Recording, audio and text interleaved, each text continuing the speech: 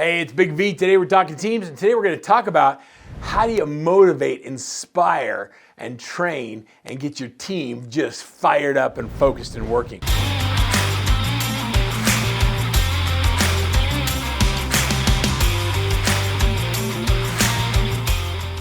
I thought it was really interesting recently in the Super Bowl. I was watching the Super Bowl, and at the end of the first quarter, the team that was behind, I watched the defensive team leader, not the coach, pull a huddle together and brought all of the defensive players on the sideline. And then this leader knelt down in the middle of his people and he said, "Hey guys, it's on us. We've got to do better. Our quarterback can win if we keep the other team from scoring, but what we're doing is not working. So what are we all going to do individually to find something deeper in ourselves to be able to win?" It was fascinating to watch that team go back out on the field and absolutely put a stop to the offensive onslaught that was happening in the first quarter and ultimately ended up winning the Super Bowl. For me, a well-run team is where the team members are creating the environment that hold each other accountable. I love high-performing teams, and I love watching great leadership that happens within the team. It was kind of fun to see the defensive coordinator come over, take a knee, and listen as his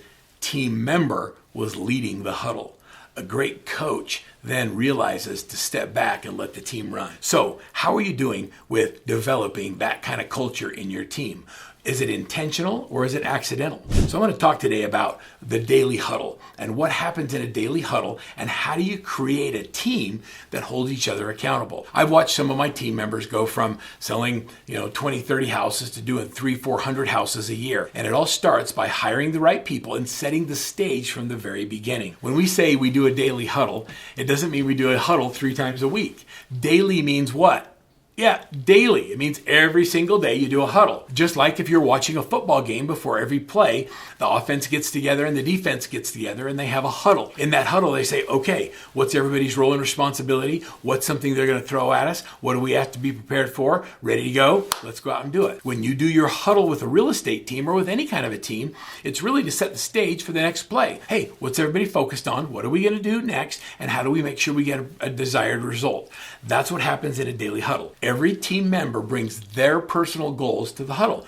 Here's what I'm trying to accomplish. Here's how it's going to affect me, and it's going to affect the team. Then they share wins and successes. Hey, on that last play, it was really good. I was on the phone, I prospected, I got 2 appointments. Here's the dialogue I'm using so everybody else can switch their dialogue. They also share positive behavior. For example, a good team leader during the daily huddle might say that during my hour of prospecting yesterday, I did 100 calls and I talked to 14 people and I set 3 appointments. Here's what I'm saying.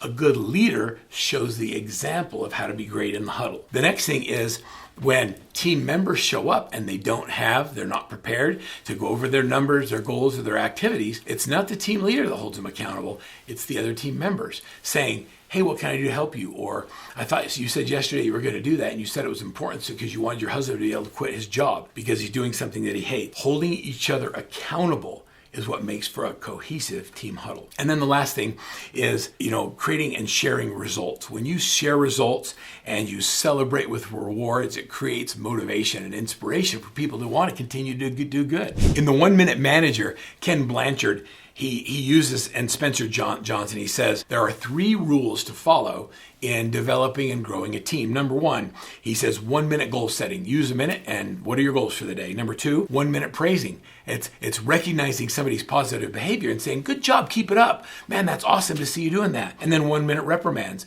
Are you sure that activity is going to give you the result you want? A 1 minute reprimand doesn't have to be something mean or harsh. It just needs to be a question that makes them determine whether or not that behavior is consistent with their goals. Remember, goals need to be written down on a single page and clear so that everybody knows what they are. They shouldn't take more than a minute to read.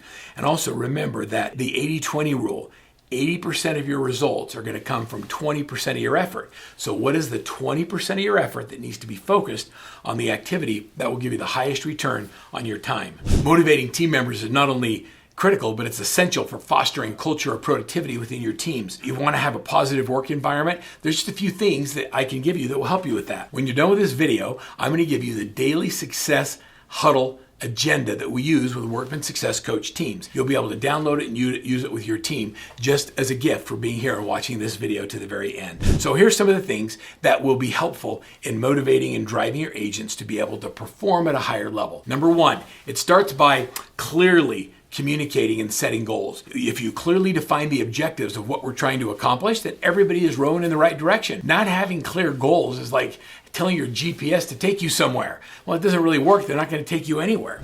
Recognizing and celebrating achievements is number two. It's when you have a win, no matter how small it is that the team leader and the team members recognize that. You finished your top 50 list and you called through them this month. That's the first time. High five on all 50. Positive feedback. We offer when we're prospecting, for example, and you're listening to the conversations, when you're not getting appointments set, provide positive feedback. Hey, that was a great introduction, but maybe you could have offered this as a solution to a problem, or given them more value by saying this shift module. There are so many things you can do to provide positive feedback, but you got to be attentive and pay attention to what's going on. Number four is encourage autonomy.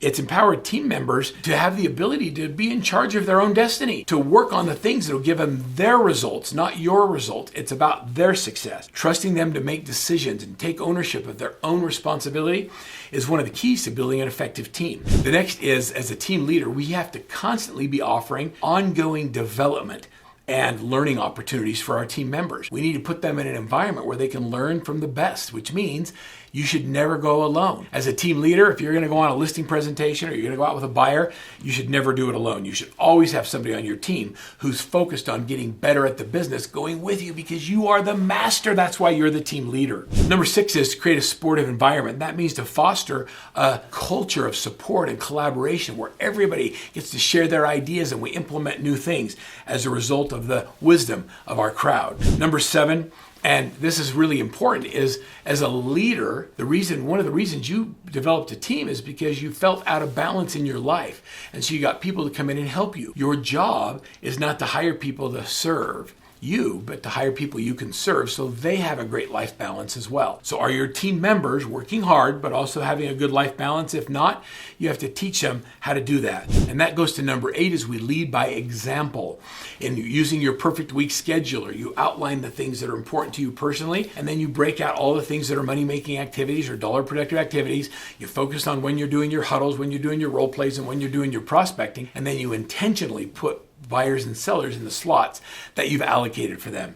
That perfect week scheduler is a secret to having a balanced life and a life that is intentionally created. The next is offer rewards and incentives. People love rewards. I remember one of my favorite teams is the Christy Buck team. They do things like when you roll your dice, depending on the number of points you got, you get to roll the dice, and for every 10 points, you get another roll of the dice. So if you have 60 points, you get 6 rolls, and then with the roll of the dice, whatever it lands on, you get to spin the wheel, and you get all kinds of great prizes. Offering rewards and incentives in a daily huddle creates more fun and excitement and engagement on the team. And they don't have to be big prizes. It could be a Starbucks gift card or a $25 gas card or something very, very simple. Number 10 is to create a sense of purpose. And that's helping team members understand how their work contributions are making a difference in other people's lives, not just their clients, but also in the communities. Number 11 is to encourage communication and feedback. A great and well-run team in a daily huddle teaches and fosters a culture where communication is not just optional, but it's essential. It's, hey, I did this, I got feedback, let's communicate differently to our clients so that we can all get on the same page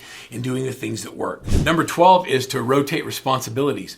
One of the greatest things that I've learned in leading teams is that every member of the team should learn all of the different roles and responsibilities. It does a couple of things. Number one, as a buyer's agent, for example, you learn what the transaction coordinator goes through, and it makes you more likely to give them all the information they need to do their job well. As a transaction coordinator looking at showing houses or converting leads, it helps you understand and appreciate what the buyer's agents go through in the conversion process to even get a client. By changing roles and responsibilities and cross-training, we all get a higher level of respect for what the other jobs are, and then we help them become successful in their roles. Number 13 is we support well-being initiatives. At Workman Success, one of the things we do is we create an opportunity for our members. We give them all gym memberships, but they have to use it twice a month. Creating an environment of exercise and well-being and things that will help them makes a big difference in their emotional stability and their life balance. Number 14 is to show gratitude. This is a big one for me, and it's not just have gratitude. It's one thing to say thanks It's another thing to show that you're grateful by the activities